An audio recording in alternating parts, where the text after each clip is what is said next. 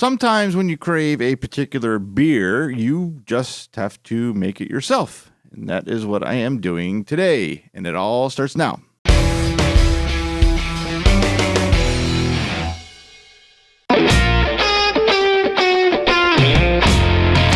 Welcome to Big Monster Brewing, the Anvil Foundry edition. I am Matt, and today I am making a beer that I have been missing lately. But before we get to that, if you haven't already, please consider subscribing, hitting that notification bell, liking, sharing, commenting, and all these other things that I think I mention every video, but probably not in that order. So that beer that I have been craving lately, I don't think was quite out a year ago, but the idea of it, the start of the project that it came from, I think was about a year ago from this recording. And I am talking about the altogether worldwide, I believe, collaboration started by Other Half Brewing to benefit people that were furloughed, laid off, even lost their jobs in the hospitality industry.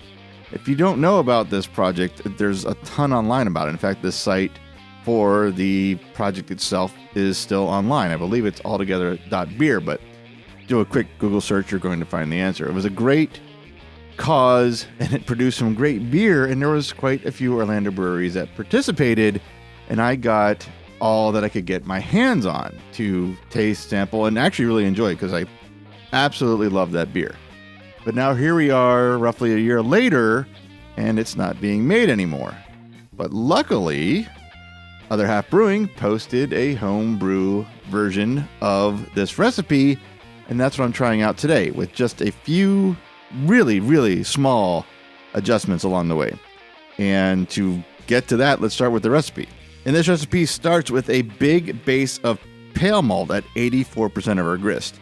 To that, I'm adding flaked oats at 10%. Now, this is the only addition I made outside of the recipe for the grist, and that is adding 3% Karistan malt. Then finally, to complete the entire grain bill, I'm adding 3% carapils.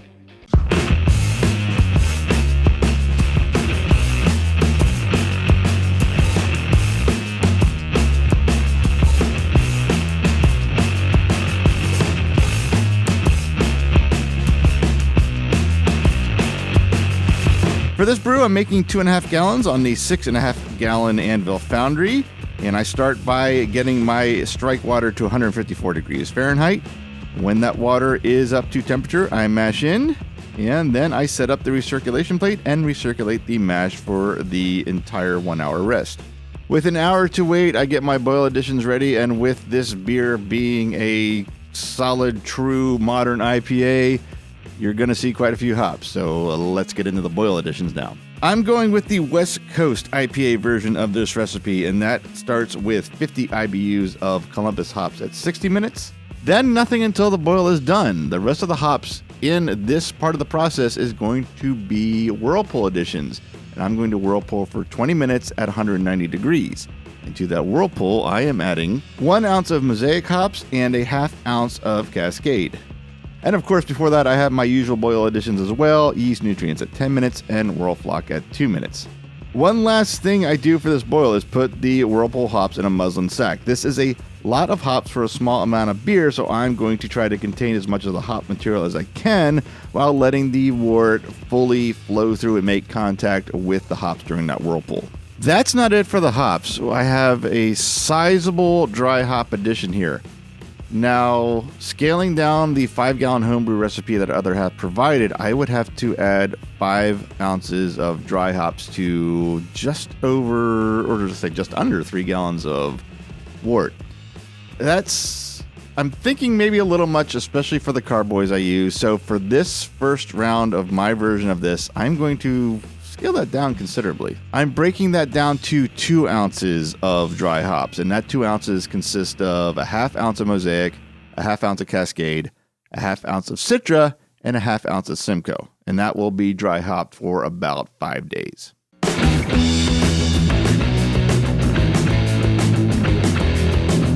After that 1 hour mash, I increased the temperature to 168 degrees Fahrenheit for a 10-minute mash out. And when that's done, I lift the malt pipe out of the foundry and sparge with a gallon of 170 degree water. While that's draining, I set the Foundry to boil and get a pre-boil gravity sample. I'm aiming for 1052 and I come out just a touch over at 1055.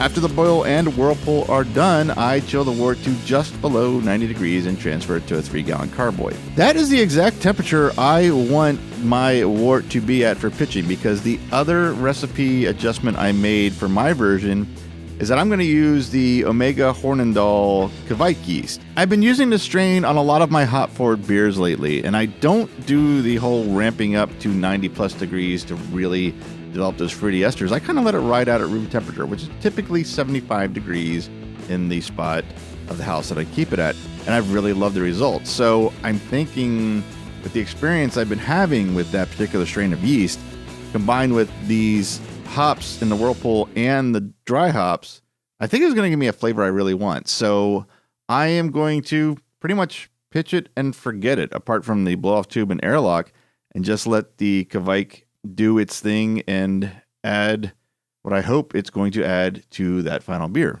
I take a starting gravity of the wort left in the Foundry, and I'm aiming for 1062, but come in at 1065 again, still maintaining that little bit higher gravity in the final boil, which is perfectly fine for me in this beer. Like I said, I pitched that yeast right away, and checking it 4 hours later, it was already going very strong. After a week of fermentation at room temperature, I did put the carboy in my fermentation chamber to drop it to the mid to high 60s before I added the dry hops for a few days.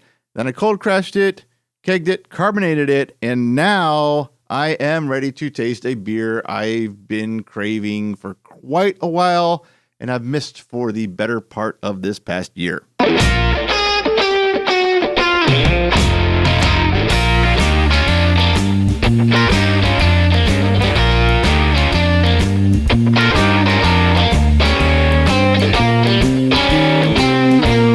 It is tasting time for my version of All Together, and there it is a glass I just poured. The head stuck around for quite a while from that shot you just saw, and it just now, within the past, 20 seconds began to fall, but still has a pretty, I can't tilt it too far, but has a pretty substantial head going on it now. So let's take a look. So it's, I expected it to be hazy for several reasons. One, because I put, 2 ounces of dry hops in it in a 2.5 gallon batch.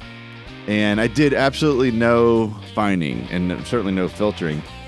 But even with that, it's, I don't want to say clearer, because clear is not the word. I mean, I'm not going to sit here and tell you this is a clear beer, but it's not as, I guess maybe not as opaque as I expected. I guess that's a better way to say it. I really expected it to be almost like solid, not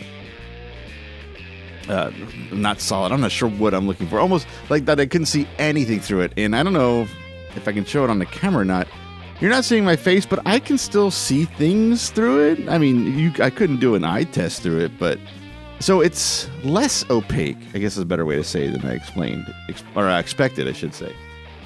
Let's just get to the good stuff, because truth be told, I've been drinking this, and I really want to get this video done before I had none. So, going into aroma, distinctively IPA is the best way to say it. I get the most aroma I get is from the Simcoe, followed by, I can pick out the Mosaic. Then you get those big fruit citrus flavors from Citra and a little bit from Cascade, and then the Kvike yeast helps with all of it as well, because it's warm fermented.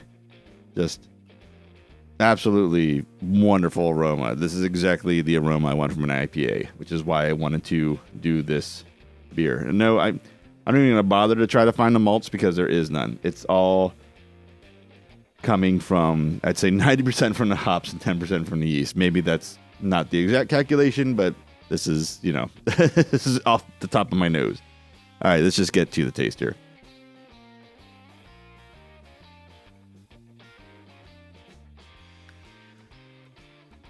hoppy, but not palate wrecking. There's that underlying, just that hop flavor that builds from there. Like when you taste hops, they almost all, even when the very light alpha acids and the weaker ones, a hop has a distinct base flavor. That's what comes out first. Then I get some bitter. Then I get some citrus. I get a little bit of orange peel, a bit of grapefruit rind, like past the zest and the peel, but not quite the fruit. Even a touch of pine now is coming out as my palate kind of rests and adjusts. It is, again, very hop forward, but yet very refreshing at the same time, which is exactly why I wanted to make this beer again, because I did enjoy the releases that were here locally when this was available. It's a fantastic recipe. I did not I don't even know what the word I'm saying is. I had to make some adjustments based on what I had and the quantity that I was making, but by and large, it's the recipe for all together, and it's a lot like I remember. It's very good. I know these are cheater hops: Simcoe, Cascade, Citra. Maybe Galaxy goes in that category as well. Galaxy's not in here. Cheater hops is such a weird word. I mean, they're hops that work. They're hops that bring the flavor you want in a beer. So I don't know why you call them cheater hops. They're I guess they get that name because they work, because otherwise, why would you be using them? It's just such a weird thing to hear people say, you shouldn't use those because they're cheater hops because you're going to get a good result. I'm like, well, duh. It's like not putting frosting on a cake. Then it's not a cake, you know. It's like I covered this cake with broken glass because I didn't want to cheat and use frosting. Why wouldn't I use hops that are or someone? For this isn't even mostly my recipe. Why wouldn't someone use those hops? It's a really weird argument to have. It doesn't come up that often, but when I see it, I'm just like, they work. What's the big deal? This is one of those beers where I don't have a lot to say about what is in it because it's just really good. It's hop forward. I guess the base malts, if I'm going to talk about it, support that hop without it being like a hop tea. It's not all hops. There's more to this beer than just the hops, but it doesn't stand out. It supports it. It lets the hops be front and center without them being overwhelming. And that's, I think, what a good base grist should do for a very hop forward IPA. So while I can't give you some distinct impressions on the malt base, that's a good thing because it's not the showcase piece. Mouthfeel, I should mention, with the oats in there, is very nice. It's smooth. There's a subtle creaminess to it. It just carries everything through from your palate to the finish so nicely. There was, again, and I'm sounding like a broken record, there's a reason I wanted to make this beer again, because I wanted to make the beer. It's the first time I made it. The reason I wanted to drink this beer again, it's just that good. And I'm extremely happy with the outcome of this. And if you have experienced Altogether almost this time last year and miss it, look up the recipe. It's still online, and make it for yourself. And I don't think you're going to be disappointed, because I'm not. And I'm going to go ahead and enjoy this because I got nothing else to say, and I just really want to drink this. So I will have to say, of course, thank you for watching. More videos to come, more Anvil, Foundry brewing videos, more 1 gallon test batch videos, and competition season is just about to start. I don't have any definitive plans because some awards are virtual, some are not. I'm just going to see what opportunities lend themselves to share information on that as well. And we'll see about that as that comes. So let me say one more time, of course, thank you for watching, and I will see you in that next episode.